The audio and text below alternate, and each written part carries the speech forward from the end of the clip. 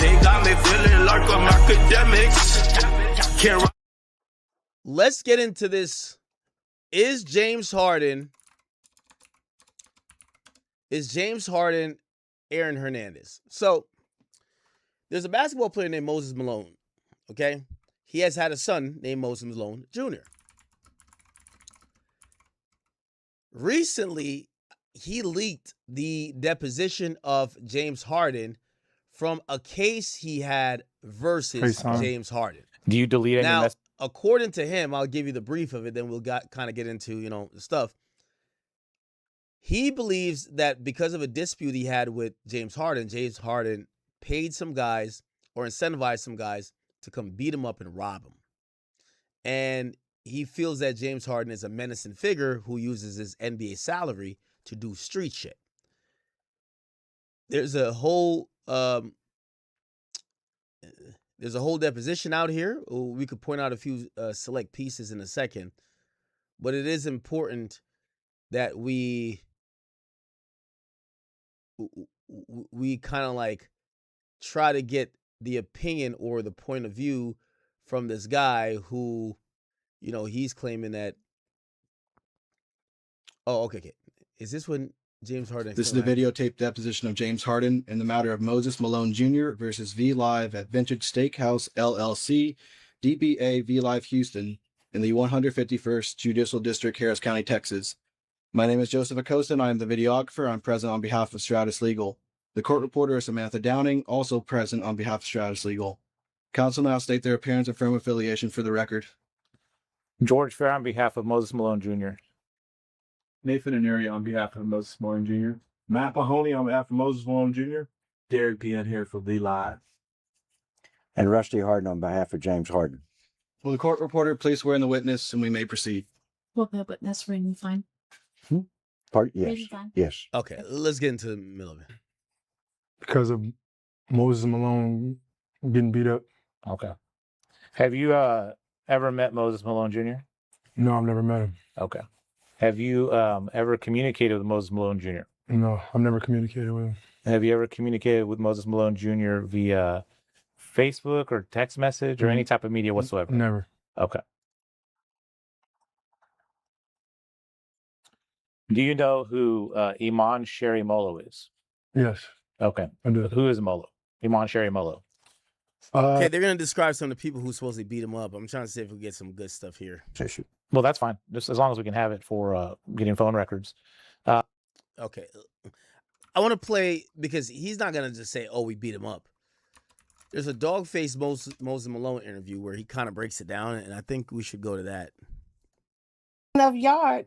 Here we I thought he was recording. go. Here we go. Better part of 4 or 5 years, maybe more. So this is Moses Malone Jr. right here. There were situations. Like to see a black person in the slums of Virginia. It is the real slums. It was a government contract job, and I've accepted that. His sister, James Harden's sister, and he's like, Lennox is telling him, man, you need to talk to your boy Mo. I don't know what they got going on, but James is mad about this Facebook post, and Mo need to chill or something like that. And my boy Herb is like, nah, man, that nigga ain't tripping about that. So it all starts where Moses Malone Jr. makes a Facebook post with James criticizing James Harden. Okay, that's the crux of the matter.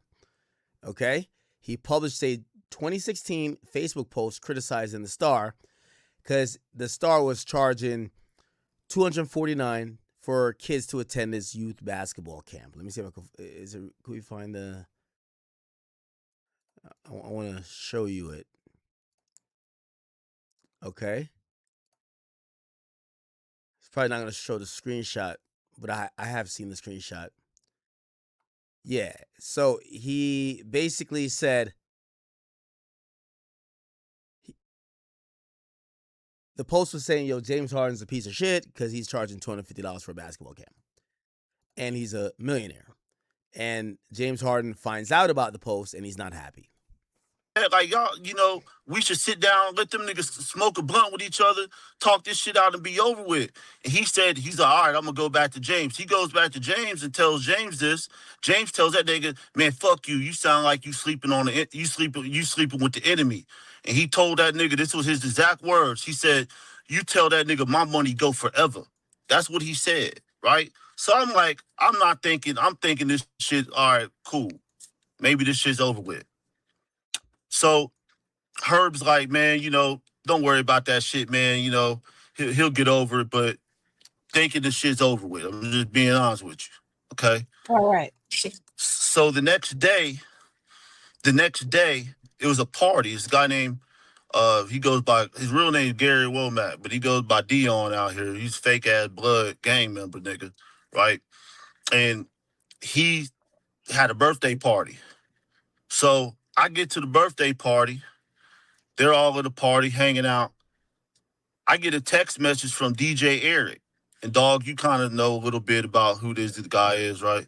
Yes. So DJ Eric owns Area 29. That's who Sauce Walker claimed helped orchestrate taking the car from that princess girl when Drake was mad at her. Also, according to Sauce Walker, Drake be at Area 29 so much he bought DJ Eric Maybach. Eric's asking me, where are you going tonight? I got bottles and bitches and all this other shit. So I'm looking at the message like, nigga, I've never had to call you in my life for no alcohol or no bitches. So I text the nigga back. I was like, I'll be outside like that. Just tell him I'll be outside, right? He texts back, bet, hit me up. So I get in the club and the after party's V Live. These niggas keep coming up to me in the club. Man, where y'all going tonight? Where y'all going tonight? To me and my bodyguard nigga, right? Mm-hmm. They keep asking us where we're going. So we finally get outside the car, and I'm like, we going to V Live. And my bodyguard's like, you sure? I'm like, yeah, we going to V Live. But the only reason, dog, I'm thinking it's cool to go to V Live is because DC 7 Up will say this. These niggas will tell you how much money I spent in that club. I was one of their best customers, as they would say, right? I wasn't tripping. I've known these guys for 15 years. I've known DJ Eric since 2005, for years. So I would never think in my life that these people would have something planned up for me, okay? So I pull up to the club. I had a parking spot in the front. As soon as I'm paying the valet person, I turn around, and there's a nigga named Blunt. You know, the Blunt nigga, Darian Blunt. He's walking from the club with 15 other guys, right? Literally 12 to 15 guys. They circle me. They all pull out their guns. They didn't have just regular guns. They had guns with drums, AKs out there, Uzis. I seen the guns. Like, they came for me like I was Tony Montana. And I see DJ Eric to the left of me. He's recording. He has his phone out, recording the shit, right? I thought he was recording, but it gets better. The first thing Blunt says to me, yeah, you on Facebook talking about James Harden. And I looked at the nigga like, bro, are you serious? That's exactly what I said. Are you sure? Yeah, you on Facebook talking about James Harden. You gonna end up dead out here. You gonna end up dead. So he's talking all this shit. And I'm just looking at Blunt. Now, Blunt, remind you, is 5'9", 350 pounds. With a stomach like he's 18 months pregnant. Okay? 18 months pregnant is crazy. Literally, like with twins. Dog, with twins, okay? This is how fat he is. I'll punish Blunt. So when I see all them guns, I do like this. And I look at him like that, and I do like this. Like, kind of smirk at him, like, nigga, you know damn well, if you was out here by yourself, you get your ass whooped. That's how I looked at him, right? And then that nigga was like, get him. And then, some nigga punched me. Another nigga punched me. They ripped my earrings out my ear. Somebody ran my pockets. They twist me around, and the nigga pistol whipped me. A nigga pulled a gun out like he was about to shoot me. And then I heard somebody say, no. And then he turned the gun around and hit me in the back of the head, right? Then I fell on the ground. And then somebody kicked me in my stomach, then the other dude kicked me in my face. All right? Yeah. But I could hear Blunt the whole time. Yeah, punch that nigga, kick that nigga. He got to learn. He got to learn. He's talking all this shit, right? So after they took all my shit, my jewelry, it was like $50,000. I had David German change. It took about $50,000 worth of jewelry from me, right? They ran my pockets. It was like $500 in my pocket. You know, they took my keys, credit cards, all this shit. So Blunt and them niggas is walking back into the club, right, dog? They walking back in the club. So when they're walking back in the club, one nigga walks by me to have my chain, and he says, "Yeah, nigga, if you want your chain back, I want $5,000." And he puts his gun back in his waistband, and he walks directly in the club. Now, remind you, this is in front of security. Security's watching this shit the whole time. Okay, so my guy that's with me, he couldn't do anything. It's 2 verse 15. Right. So he's like, "Man, Mo, just go home. Just go home. Just go home." And I'm like, "Man, I don't got my keys. I don't got my keys because I have my keys in my car." So 5 minutes later, somebody comes and brings my keys and credit cards to me and my ID. Okay. And I tell that nigga, John, he's like, "Bro, all them niggas that did the situation is in James Harden's section right now." I said, "What?" I said, "All right." I said, "Give me your phone and go back in and follow them niggas," right? He's like, "What you about to do?" I said, "Give me your phone," because they stole my phone. I said, "Give me your phone.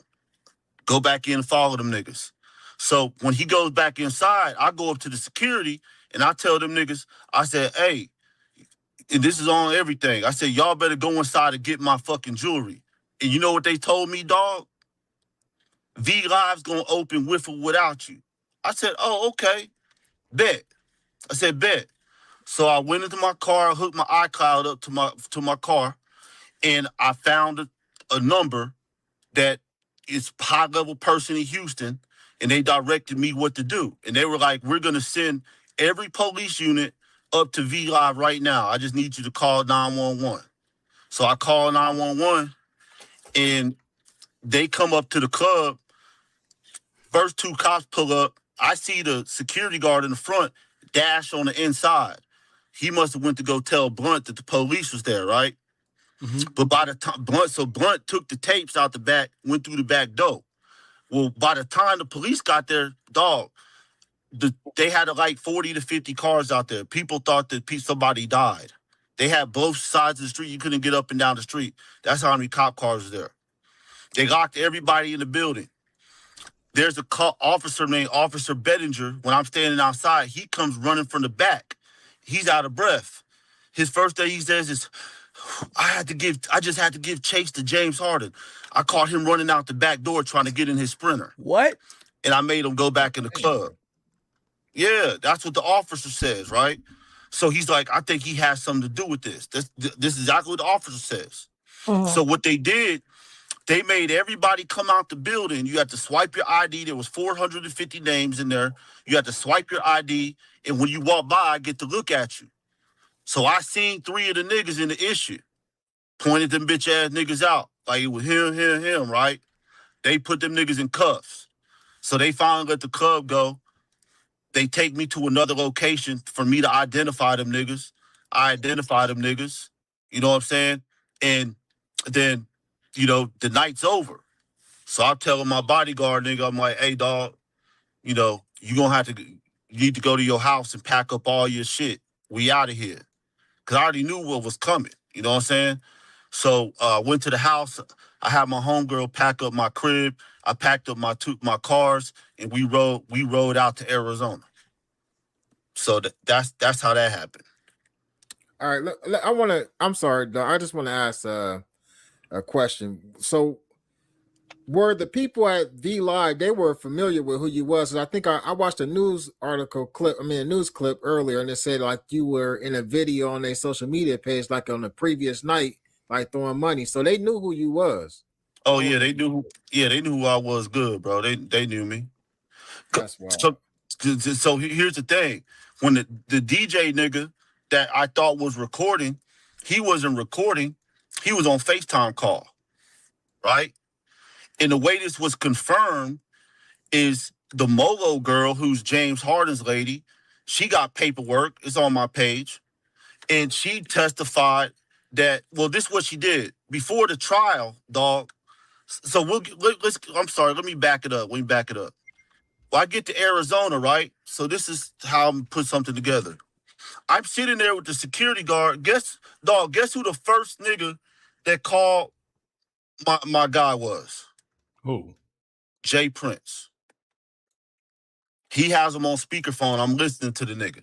He's like, man, what happened out there? Man, did this really happen over a Facebook post? Like, I can't believe this shit. This is how Jay Prince was talking. At first, he was concerned, right? He acted like he was concerned. Then I started getting calls from Rap-A-Lot niggas. Man, James Harden had niggas put his hands on a legend's son. We need to go get some money out this nigga. Da-da-da-da-da.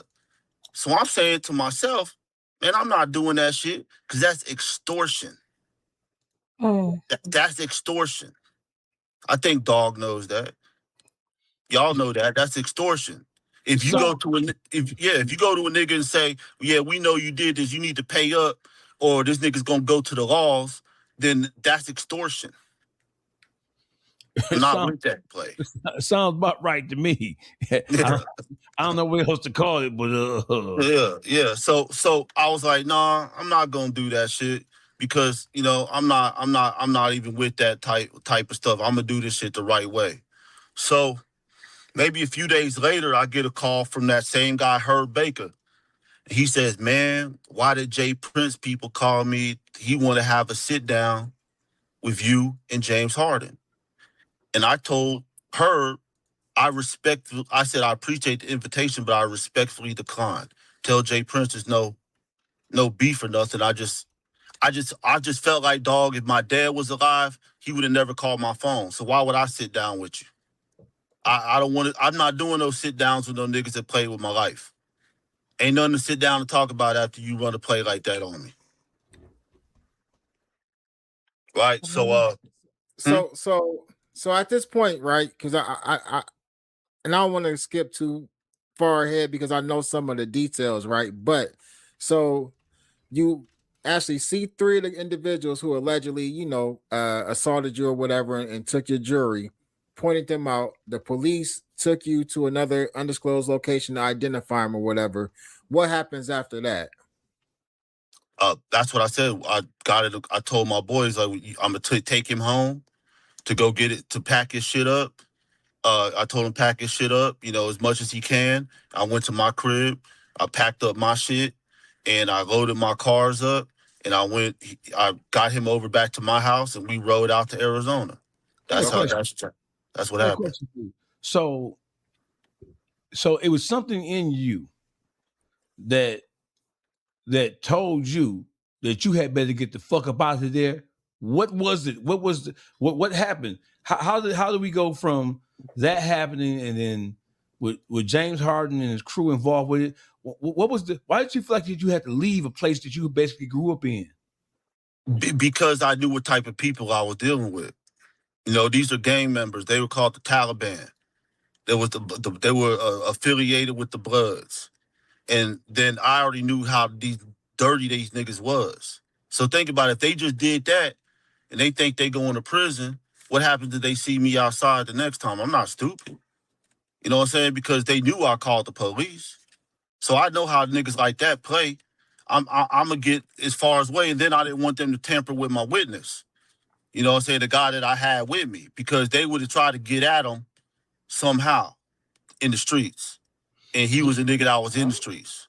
Did you have any apprehensions? You know how it be in the street, like, man, if you call the police, you telling and some shit like that. Did you have any apprehensions about calling the police? Or fuck no, I didn't. Because, dog, there's no way I did it, because I knew that if I reacted in a street manner to them niggas, and they would have told on me. Just like you see what James Harden's doing to Big U right now, they would have told on me if I did some street shit back to them. Because what people ain't understanding, these niggas, now you realize that they the real snitches. Blunt was already a snitch. With the B, he had already got on the federal stand in 2009 and pointed a nigga out, Kentrell Washington. So think about it, if I would have put a hit on them, because I have money to go to the bank and be like, hey, nigga, fuck these niggas up, right? I could have did that. But guess what would have happened? It would have not been no nigga shit where somebody shooting somebody up. I would have had somebody kidnap them niggas and tie them to a tree and torture them niggas. That's the type of nigga I am. It would not been no shoot them up, beat them up type shit. It would have been some real shit. Because the DJ Eric nigga, when my security guard went back into the club, the DJ Eric nigga has said on the microphone in the club, Moses Malone Jr. got a green light on his life from here to the Beltway. And then him and DJ Eric, James Harden, and all them niggas was high-fiving and having a gangster party inside. Oh. Yeah. And there's witnesses that put all them niggas in the same section afterwards. The same people that robbed me, they went directly to James Harden's section. And what those people said, there was people that came outside and was talking, and they told me, yeah, them niggas went back inside to go get paid from James Harden. Yeah. Okay, so basically he's accusing James Harden of paying for these guys to beat him up over a Facebook post. That's what they said. And what's crazy, dog, like I've said on other things, the niggas didn't even end up getting paid because the money that James Harden gave to that was supposed to go to them niggas, the bitch stole it. The Mogo girl stole the money, $30,000. So she never gave the niggas the money. James Harden gave her the money and she stole the money. And this is confirmed, dog. Not just, I'm not saying allegations. This is, you know what I'm telling you, this is confirmed that what I know. I can't say how I know, but I know for a fact. She stole the money. Them niggas didn't get paid. So them niggas did all that gangster shit On consignment for free. It didn't get paid. They didn't get paid. So just so we're on the same page, I want to laugh at this point. I am laughing. I'm Funny. It's funny. 30,000. She ran off with that shit. Yeah, she James Harden gave her the money. She ran off with the money. Then he changed his phone number. The niggas couldn't get in touch with him. The nigga was running out of town and shit. Them niggas couldn't get in touch with the nigga, bro. She took the money and started a store called a Radley Boutique with the $30,000. So this shit here, this shit is like a movie. Can't make it up. This is like a Tubi movie, right? Can't make it up. It's like a movie. So you telling me they did all that gangster shit? And so James Harden didn't. Do you know if he made up for what Momo did, or he just said fuck? Oh, yeah, he did before Blunt went to trial. Okay. So I'll get to that. So back to Jay Prince and Rap a Lot. Okay? Back to them. So I keep hearing stuff in the streets Right. that he's put, meddling in my case.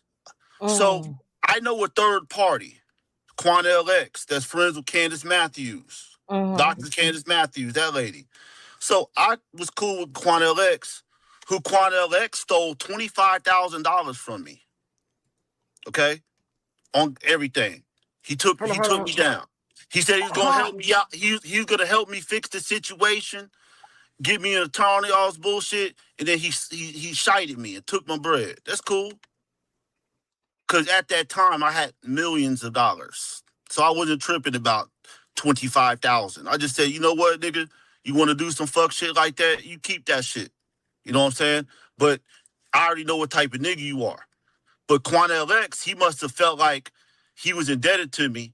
So he called me and was like, I called that nigga. I said, hey, man, bro, please, whatever you do, man, tell Jay Prince to stay out of my business, bro. Please, bro. Tell this man to stay out my case. I said, because I'm hearing things and I ain't feeling things. You know what I'm saying? And I'm not scared to say what I'm saying because I told him. I told Quanell X, you relay the message to him right now. Please tell him. Because remember, he doesn't see, Jay don't know this, but I was right there on the phone a week before the trial started with my security guard, and he was calling my security guard basically trying to say, man, I know you ain't gonna show up to that trial and all this other shit, like trying to talk him to not show up to the trial. But Jay Prince wasn't doing that on his own accord. That was coming from Blunt and probably James Harden. They were trying to get me to not get the witness to show up that I had. They just knew I was coming to court, right? So I already know this because I heard it with my own ears of what they did, okay? But then back to Quanell X conversation, after I told Quanell X that, he calls me the next day. He's like, man, I talked to Jay for you, man. And, you know, Jay said that James Harden is not a stand-up individual, man. You know, he could have fixed this problem where nobody went to jail. I guess he meant James Harden paying me, right? And he said that he had no dog in this fight. Okay, it's kind of like dragged out a bit. There ain't no motherfucking way James Harden gonna stand up under no motherfucking scrutiny. James Harden gonna tell him some shit. That's a fact. Yes, and if they took any money from James Harden, or they've exchanged any money, or they've arranged anybody to get paid, James Harden is going to say that they told him to do that. I can guarantee you that. This whole problem comes down to him. This man has ruined the whole city, bro. Like, he has ruined the whole city. All this, Houston was a beautiful city. You could come here, hang out, have fun, do whatever the fuck you wanted to do, dog. When this man came out to Houston, the price of pussy went through the roof. The niggas was paying bitches all type of money. Now hold on, now that's where I'm mad at. now that's where I foul ball. Yo, chat, didn't I tell you, man? James Harden is. They say he's the biggest trick ever, man. They said, bro, he's what they call inflation in the pussy payment market. Like, he gonna come through, he gonna give a bitch that charge $600 for the pussy, he gonna give her $6,000. He gonna find like a bitch who would normally fuck for $2,000, he gonna give her $200,000. They saying James Harden fucked up the whole Houston and the pussy buying market. Right, hold on. Figures, you would. Man, he fucked up the market. You know what I'm saying? Yeah, because I ain't got no nigga who raised the inflation on pussy. Because I ain't got no bunch of money like that. I ain't got number $40 for a bitch. Yeah, that shit got to be stopped. He done lost his damn mind. They fucking the whole pussy thing up. He better not be up here in Cleveland doing that shit. Man, listen, he gonna get traded. He's an addict. Okay, he has a sexual addiction. That's his problem. Think about this. A man is 37 years old, is still in the strip club, and still got to buy pussy. I don't think this man's ever got free pussy in his life. Damn. Being honest. Sex addict. Now that's something you never hear of. Yes, Dogface is a $40 holler. Yes, uniquely. Yes. Hey, listen, ain't no motherfucking shame over here. I got 40, bitch. I got 40. No. Yeah, so you know, I hear these things like, you know, a guy like in Houston, you have a hierarchy of people, right? So you have Warren Moon, you have Moses Malone, you have Akeem Olajuwon, you have Jay Prince, you have Clyde Drexler. These are the pillars of this community with black celebrities in the city.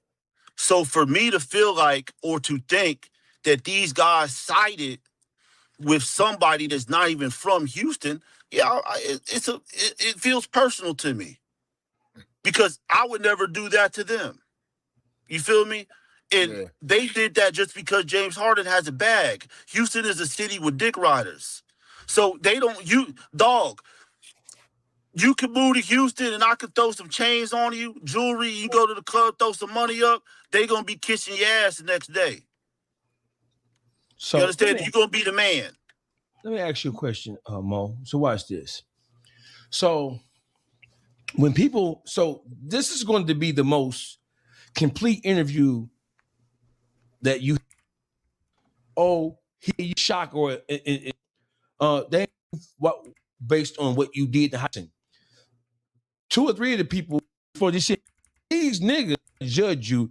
Well, they weren't out there that night where my life flashed in front of my eyes. They fucked with me 5 months after my dad. I just put my dad in the ground. They ain't let me, they didn't. I wasn't over that stuff yet, so they fuck with my mental. You get what I'm saying? So I don't give a fuck what anybody saying about. Oh man, he's a rat. How would they be saying that about Bronny James? Would they be saying that about Barkley Jr.? Would they be saying about Larry Bird's son if they got robbed? They wouldn't say that. You know why they say that? And this is to my fault. I made myself too accessible to niggas like that. If I was moving around every day and acting like I was better than people and not doing anything and being a shelter kid, they wouldn't be saying that, right? But they have to have a fall guy to say that and hold me, Moses Malone Jr., the rich kid from the burbs that grew up with a silver spoon in their mouth. These people have tried to hold me to a street code, and I never claimed the streets, been a street nigga, acted like a street nigga, or wanted to be a street nigga. I'm not perfect, but I damn sure ain't street. So what is my recourse of action? Because if I act in the street manner, like I said earlier, and pay some niggas to do something, and then I get caught, they're going to be saying, oh man, that nigga's out there trying business. And the two individuals, and just because about the type of guy that he'll fuck his homeboy's girl and listen. I'm saying. That's exactly what I'm saying. He and listen, he does. Are you saying that he already had an issue with you prior to this, and this post is what set him off because he already had jealousy and envy in his heart? Is that what you're saying? Yes, exactly what I'm saying. That's exactly what I'm saying. He and listen, he does this to his homeboys. He's the type of guy that he'll fuck his homeboy's girl and pay her money and laugh about it and tell him about it. I've heard stories. He wants to be the king of all the pussy. He wants to fuck everything moving. He's going to pay for everything moving. So if you know how many girls I've ran into the king of all the pussy is crazy. Will sit there and be like, if they're name dropping him, I know they're name dropping me, right? But I'm not gonna pillow talk on the nigga or talk no shit. You feel what I'm saying? Because I was in Houston before him doing this. He didn't move to Houston until I was 32, 33 years old. I had been outside since I was 21, going out. You already been outside slaying shit. Yeah, exactly. And then you gotta remember, I'm 10 years older than James Harden. Mm-hmm. You know what I'm saying? He's a young pup to me. So, you know, you realize that if you have, just because somebody has a bunch of money doesn't mean he doesn't have insecurity about himself next to the next person. Money don't unlame a nigga. The money don't rule report. We know that money don't unlame a nigga, and having money don't make, bro. Having this is a known thing. This is a known thing in the city.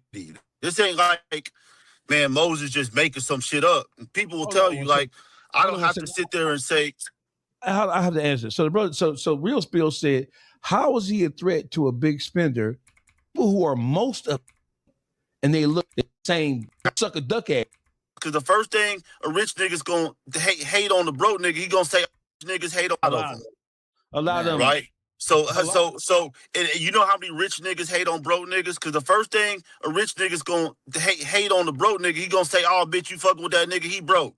I got all this money." That's the first thing they say. Because I've seen this in my life. I grew up in the NBA. I've been around the locker rooms, and I've heard how these guys operate. And I've been a basketball player myself, so I know the mind process is the ego thing. You know what I'm saying? The first time a nigga see, if he wants a bitch and he got 10 million and that nigga got $10, the first thing he gonna say to that bitch is, why you fucking with that broke nigga? He can't do nothing for you. That's the first thing a hater gonna say to get that pussy. It's called dirty macking. Hey, listen, hey, listen, that's called dirty macking. Yeah. Dirty macking is a real thing. What else did? Being a little shaky about putting James Harden's name out there for, I guess, you know, maybe some LA shit. I don't know. You know what I'm saying? But when everything kept, everything. Hold on real quick. Right there. When you say shaky, what do you mean by that? Like, was it times that you wanted to talk about James Harden in certain situations that he didn't want to talk about it? Or what do you mean by shaky? Yeah, like like you could tell he really didn't want to release it or like go in on him. You know what I'm saying? Interesting. Like he didn't want to say, "Hey man, I know what Jay," because he started telling me, "Oh, well, I have to have his name in the paperwork," and I'm like, "Whack, I got a message this right." Because I always see these people that say, "Oh, James Harden's a basketball player. He's not a street nigga." Well, if he's ordered and paid for 2 hits, we know that he paid Blunt, right? He paid these niggas to come outside. He sent them niggas outside for me, right? That's one. Now he did this shit to Adrian Broner, 2, right? He did the same shit to Adrian Broner when Adrian Broner hit him on the dice. He called Big U, paid Big U to go fuck up Adrian Broner. He's a basketball player, but he crossed over into the street shit, so now he's a street nigga basketball player. Okay? He's not a civilian, and he's not just a basketball player. He's a nigga that's committing crimes. He's committing crimes, and he's ordering hits. A civilian doesn't order hits. If I ordered a hit on somebody, I'm not a street nigga no more. Yo, I know James Harden like, damn, I know I paid for y'all to beat this nigga up, but shit, I should just pay for y'all to kill him. Like, my civilian card is gone. Hey, listen, hey Mo, I'm gonna stop this. Just see any face. Hey. Hey, leave me alone. Hey, listen, look at Ruler Report. Hey, listen, Ruler Report don't know whether to smile, cry. He don't know what the fuck. But let me tell you something. I want y'all to listen to me. Young black men, young black women, don't choose the streets. Choose something else. Okay, anyway. So James Harden is now being accused of doing hits. Apparently James Harden was also involved in the Big U case. I'm not too sure if you guys remember that. James Harden, Big U. So apparently Adrian Broner had set him up to play in some rigged dice game, and he lost a couple $1 million. And James Harden allegedly paid dudes $100,000 to go beat the shit out of Adrian Broner. And he had looked like he was working with Big U to kind of figure that shit out, which is crazy. You found out. So this is. So let me just back this up. This is what really happened. Hell of a day. This is what really happened. So with Big U,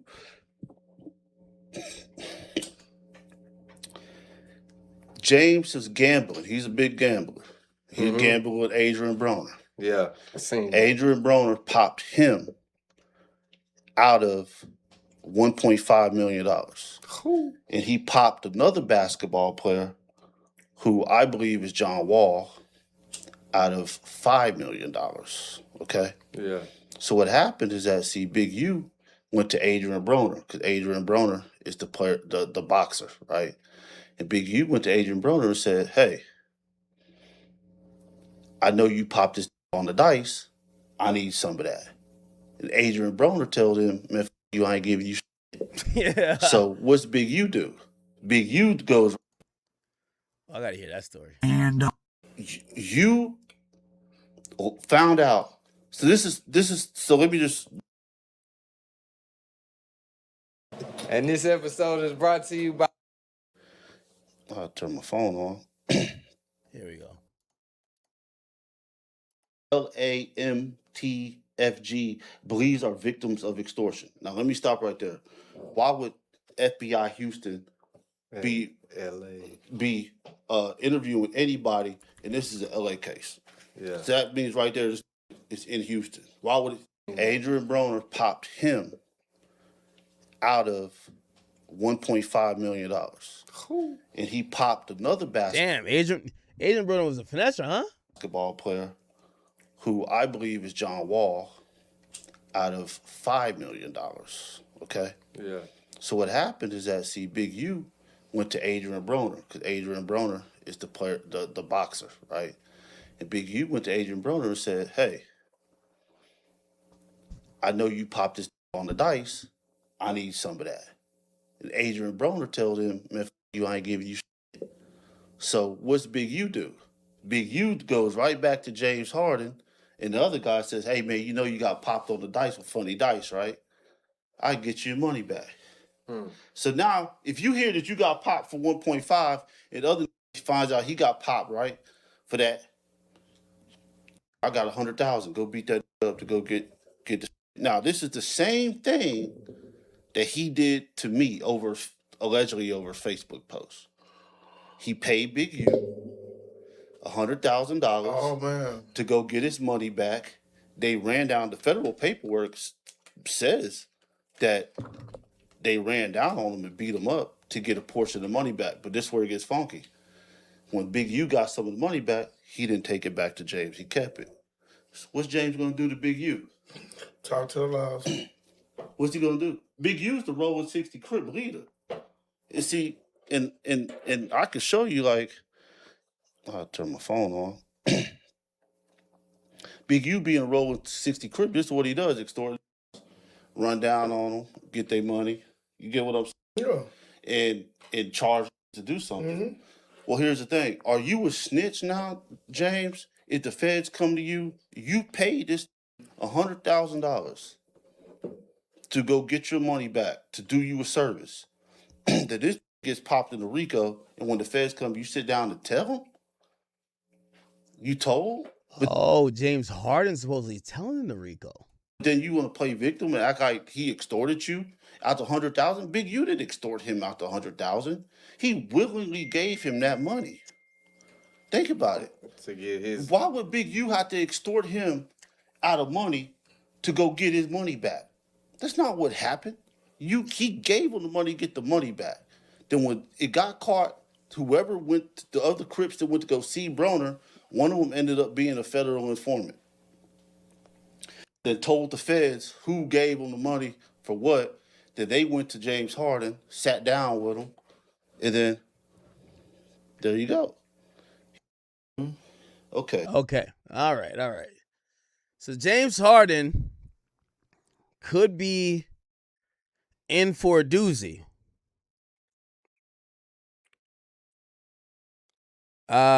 Give me 1 second here, chat.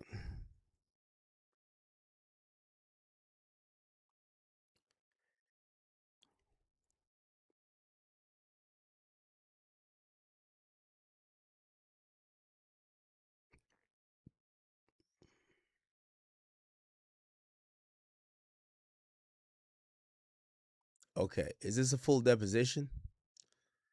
Let's look up the full deposition. So there's some nuggets in this chat. You know what we get to find out? I'll show you. Show transcript.